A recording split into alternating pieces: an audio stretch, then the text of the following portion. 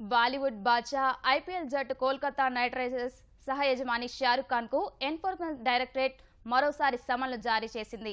2008లో night riders వాటాల విక్రయ సమయంలో జట్టు ధరను తక్కువ చేసి చూపారో లేదో తెలుసుకోవాలని ఈడీ భావిస్తోంది. మారిషస్ కంపెనీకి నైట్ రైడర్స్ వాటాల విక్రయంలో విదేశీ మారక ద్రవ్య నిర్వహణ చట్టం నిబంధనలు ఉల్లంఘించినట్టు షారుఖ్, జట్టు సహ యజమాని జూహూ చావ్లా దంపతులు ఆరోపణలు ఎదుర్కొంటున్నారు. అసలు ధర కంటే 8-9 రెట్లు తక్కువ చేసి విక్రయాలు జరిపినట్టు ఆరోపణలు వచ్చాయి. ప్రస్తుతం ముంబైలోని షారుఖ్ తన లేరని, తనకు కొంత సమయం కేటాయించాలని కోరినట్టు ఈడీ అధికారులు తెలిపారు. ముంబై తిరిగి రానేగానే ఈడీ ముందు హాజరవుతానని చెప్పినట్టు అధికారులు వెల్లడించారు.